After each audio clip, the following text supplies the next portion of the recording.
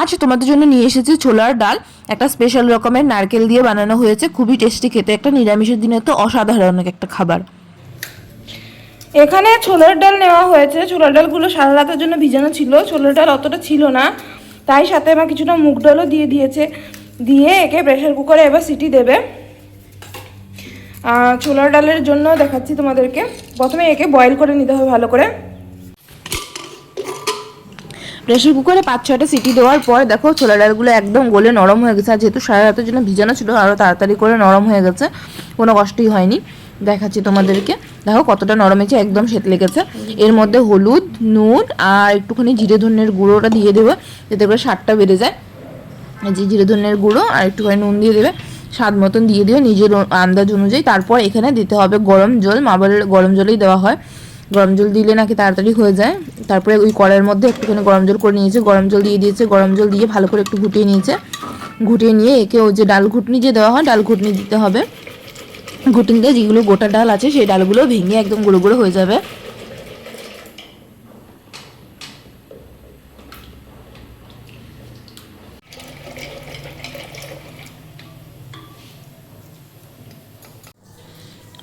এই যে এখানে ডালের জন্য সরষের তেল দেওয়া হচ্ছে, তার মধ্যে কিছুটা নারকেল কুচি করে রেখেছি, এই নারকেলের কুচিগুলোকে দিয়ে দেবো, ভেজে নেবো এগুলোকে।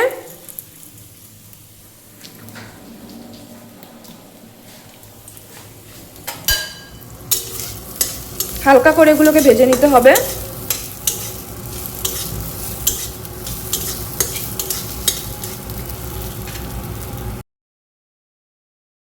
এই যে মা নারকেল ভাজাগুলোকে নামিয়ে নিল। এর মধ্যে এর একটু তেল দিয়ে তারপরে এই ফোড়ন দেওয়া হবে।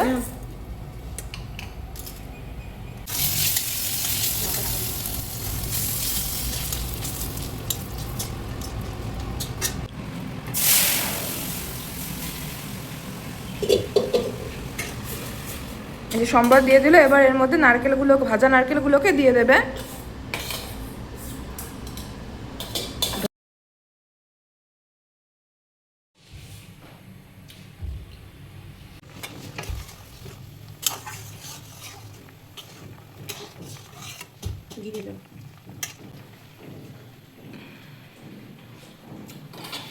কেমন হয়েছে? এই যে মা নাকি এখানে টেস্ট বাড়াবে, টেস্ট বাড়ানোর জন্য নিয়ে এসেছে ঘি, আর এই যে দিয়ে দিচ্ছে এখানে ঘি এর মধ্যে একটুখানি।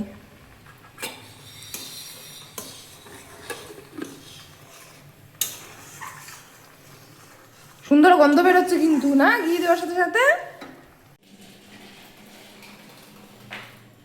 বাস এই রেডি হয়ে গেল আমাদের ডাল।